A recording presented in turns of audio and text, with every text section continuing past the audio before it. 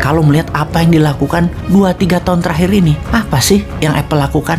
Mengapa dikatakan akan meniru langkah Nokia, yaitu runtuh? Apple saat ini bukan perusahaan yang lagi dalam keadaan krisis. Hanya saja kita melihat apa yang akan terjadi dalam pandemi, di mana suplai bahan dasar Apple banyak datang dari Tiongkok yang sudah dalam 2 tahun ini tersendat. Namun bukan pandemi yang membawa masalah Apple, karena sebelum pandemi penjualan Apple sudah mulai turun. Turun tersebut selama 3 tahun terakhir, walaupun tidak signifikan, tetap merupakan yang terburuk di dalam 16 tahun terakhir di dalam prestasi Apple.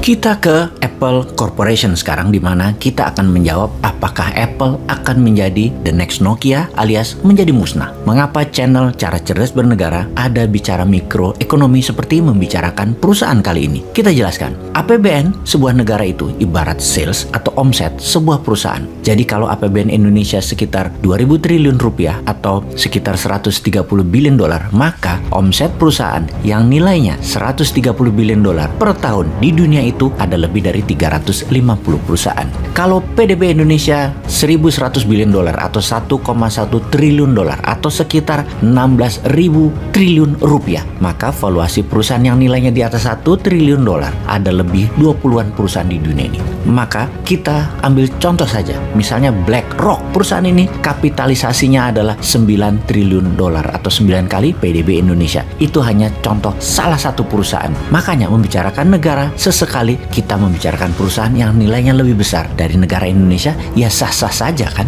Video kali ini juga disponsori oleh Dinaran, aplikasi sistem pembayaran emas ke sesama akun Dinaran tanpa ada biaya apapun alias free. Anda bisa menukarkan emas Anda dengan produk yang ingin Anda beli dengan hitungan terkecil 0,01 gram. Emas adalah alat tukar terpercaya dan Dinaran adalah satu-satunya aplikasi tukar emas di Indonesia. Kita mulai dengan bicara negara kita, bicara GDP per kapita, juga bicara tentang PDB negara, di mana Indonesia saat ini GDP per kapitanya adalah sekitar 4.250 dolar. Artinya rata-rata penduduk Indonesia pendapatannya setahun adalah 4.250 dikalikan 14.500 kali ini rupiah atau sekitar 60 jutaan rupiah per orang per tahun. Oh ya, penentu lain adalah indeks Gini rasio, di mana semakin besar angkanya semakin jauh jarak orang kaya dengan orang miskin, alias kalau rata-rata penduduk Indonesia 62 juta rupiah pendapatan satu tahunnya, kalau Gini rasionya besar, maka ada pendapatan yang cuma 5 juta setahun alias nggak sampai 1 juta rupiah sebulan, ada yang 120 juta setahun. Kita detailkan tentang Indonesia di lain kesempatan. Kembali ke topik perusahaan besar dalam Cara Cerdas Bernegara. Omset perusahaan sama dengan APBN sebuah negara. Kapitalisasi pasar perusahaan sama dengan PDB sebuah negara. Ini hanya menyederhanakan for the sake of discussion.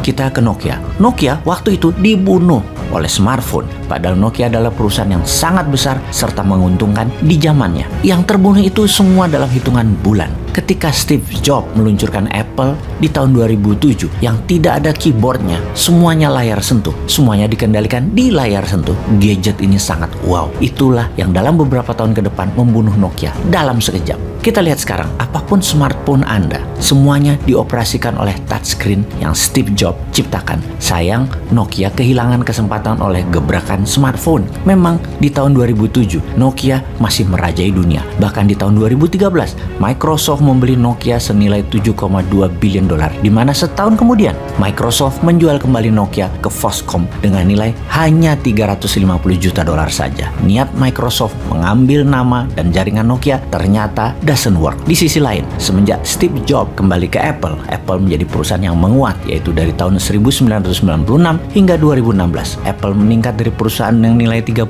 billion dolar menjadi 250 billion dolar di tahun 2016. Cerita jatuhnya Nokia, bangkitnya smartphone saga Apple adalah cerita di banyak sekolah bisnis yang fenomenal. Cerita ini membuat banyak entrepreneur bermimpi ingin menjadi seperti Apple. Salah satu perusahaan yang saat ini nilainya 2000 billion dolar itu, Apple tersebut, dan ini nilainya lebih besar dari PDB seperti negara Indonesia, Italia, Brazil, Kanada, Rusia, Korea Selatan, Australia, Spanyol, dan banyak negara lainnya. Bahkan nilai Apple sungguh lebih tinggi dari nilai beberapa negara di dunia ini. Bahkan ya, free cash-nya Apple senilai 138 billion dolar itu lebih banyak dari cadangan devisa beberapa negara di Eropa dan puluhan negara Afrika, Asia, Amerika Latin lainnya. Pertanyaan berikutnya, jangan-jangan Apple kedepannya melakukan kesalahan apa yang Nokia lakukan? Kalau melihat apa yang dilakukan 2-3 tahun terakhir ini, apa sih yang Apple lakukan? Mengapa dikatakan akan meniru langkah Nokia, yaitu runtuh? Apple saat ini bukan perusahaan yang lagi dalam keadaan krisis. Hanya saja kita melihat apa yang akan terjadi dalam pandemi, di mana suplai bahan dasar Apple banyak datang dari Tiongkok yang sudah dalam 2 tahun ini tersendat. Namun bukan pandemi yang membawa masalah Apple, karena sebelum pandemi penjualan Apple sudah mulai turun. Turun tersebut selama 3 tahun terakhir, walaupun tidak signifikan, tetap merupakan yang terburuk di dalam 16 tahun terakhir di dalam prestasi Apple. Tim Cook, CEO Apple, mengatakan penjualan Apple menurun yang terbesar di Tiongkok, dan ini berimbas ke penjualan ke seluruh dunia. Penjualan di Tiongkok turun 29% diakumulasikan dalam 3 tahun terakhir ini. Bahkan analis dari Goldman Sachs mengatakan ini sebuah cerita panjang yang bisa membandingkan Apple dengan Nokia, yaitu dulu Nokia bergantung pada pelanggan Nokia untuk mengupgrade teleponnya, alias setiap telepon Nokia lahir baru maka ada fitur baru serta upgrade kapasitas serta modelnya terbaru, di mana kemudian semakin lama pelanggan tidak terlalu aktif membeli lagi karena tidak terlalu membutuhkan fitur baru atau kapasitas baru. Jadi yang terjadi di setiap 6 bulan orang mengganti Nokia menjadi 2 tahun, bahkan baru ganti teleponnya lebih dari 2 tahun. Inilah yang terjadi sekarang. Orang semakin kesini semakin lama mengganti gadgetnya karena merasa semua fiturnya ada dan masih handal. Pelanggan semakin memilih memperbaiki ketimbang mengganti kalau ada masalah di gadgetnya. Dulu di awalnya, iya, asal Nokia terbit baru orang beli, di akhirnya tidak. Demikian juga saat ini terjadi di Apple. Inilah mengapa penjualan telepon Apple yang baru tidak semeriah dulu, di mana puncaknya adalah di iPhone 9, 10 di tahun 2017-2018. Seakan Apple itu mengandalkan glory from the past akan terus membawanya berjaya. Ingat kesuksesan laptop Apple, Book Mac, komputer Apple, iPhone, iPad, iPod, Apple Store yang fenomenal dan mendominasi pasar. Namun sudah hampir 10 tahun ini Apple kehilangan inovasinya.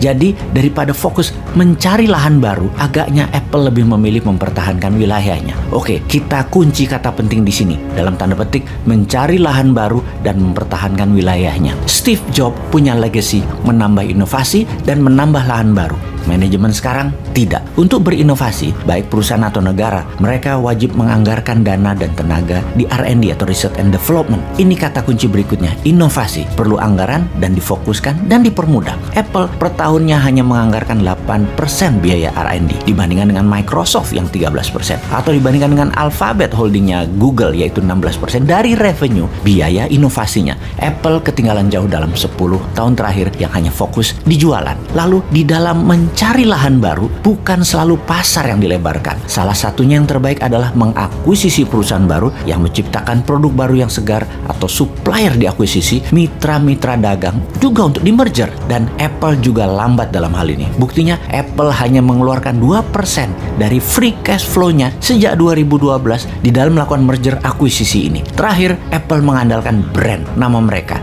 Kesannya kalau membeli produk Apple, Anda berada dalam level sosialita teratas. Namun ternyata generasi milenial dan zilenial tidak melihat itu di Apple. Juga sisi buzz atau pembicaraan di sosial media. Di banding terakhir yaitu Apple 5, hingga saat ini suara noise di Google turun jauh hingga separuhnya dibanding 10 tahun yang lalu. Lalu demi meningkatkan profit, seri Apple terakhir tidak menyertakan earbud dan charger lagi, yang ternyata membuat pembeli kecewa karena separuh pembeli Apple tetap membeli charge dan earbud di tempat lainnya, yang mana akhirnya pelanggan jadi tidak nyaman. Memang terlihat menguntungkan penjualan telepon tersebut, namun salesnya turun di mana-mana hingga 20% bahkan turunnya. Jadi kalau Apple tidak mengambil wilayah baru, tidak ada inovasi baru, tidak menambah pelanggan baru, Apple akan mengikuti sejarah Nokia dan BlackBerry. Moto Apple, think different, agaknya tidak dijalankan. Semoga ini bisa menjadi cermin kita semua untuk berbisnis dan bernegara.